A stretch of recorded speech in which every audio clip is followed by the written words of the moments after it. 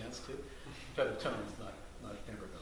Okay, and that is followed, that glorious, grandiose, big contrapuntal fugue is followed by the silliest piece. Oops, this is not it.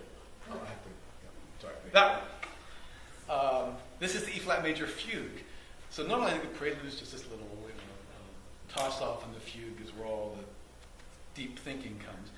Here we've had that prelude that's just so amazingly worked out, and it's followed by this fugue, and the subject is this.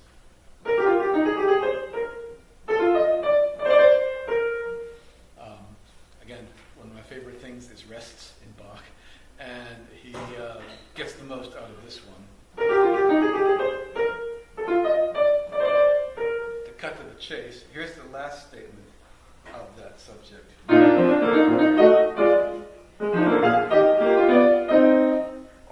All three voices rest after these parallel diminished triads. So he has a lot of fun with that. But that's not actually what I think is the most wonderful thing about this fugue. It's this aqua material, which you'll notice is almost all arpeggios. Again, we're always think about Bach as this tremendous contrapuntal linear writer, and the vocal kind of counterpoint that he writes, and all of this aqua stuff is basically just some sort of arpeggio. This is maybe the first time you get to hear a lot of. So it's those kind of things. Here's the two voices answering back and forth.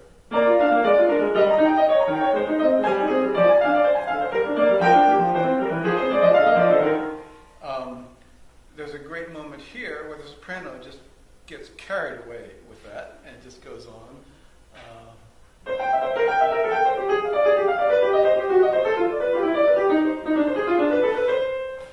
What I like most about that section is the way the tenor just stops. And he's like, puts his hand on his hip and says, is she ever going to stop? And then finally comes in with it's a wonderful dramatic moment. Let me play that for you. I'll start here. All of this, you can see this starts here, all this arpeggio kind of stuff. And then finally the soprano just gets really carried away with it. And then the tenor finally comes back in with the theme. In C minor, it sounds like he's a little testy at that point. So here's how this sounds starting here. So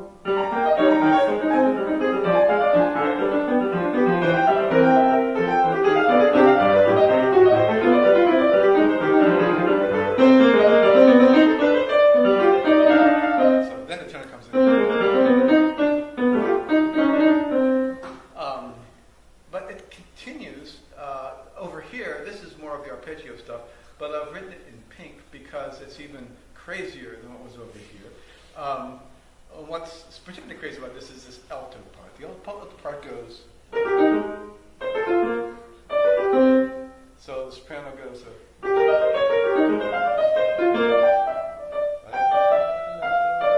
This should be it.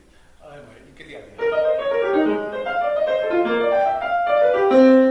So that sounds like this, and the bass is going. Not terribly profound stuff, but a lot of fun.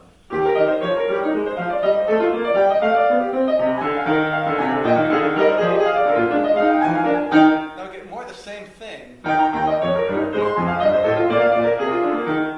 So what's going on here is this soprano's playing, and the alto's going. While the bass does this. And the result is you're just flying all over the keyboard.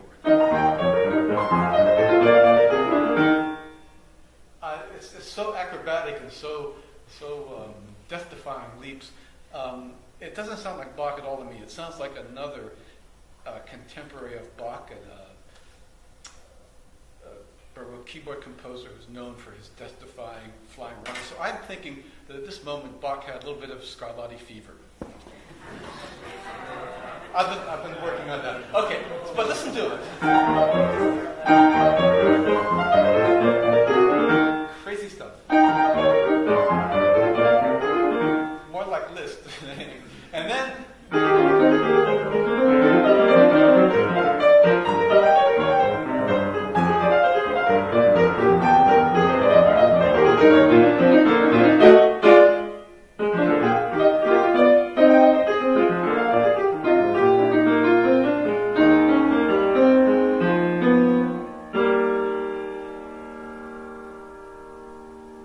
So after I think it's the silliest fugue in the book, comes the most profound,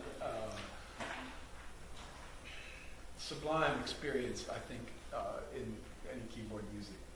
And that is this E-flat minor prelude and fugue.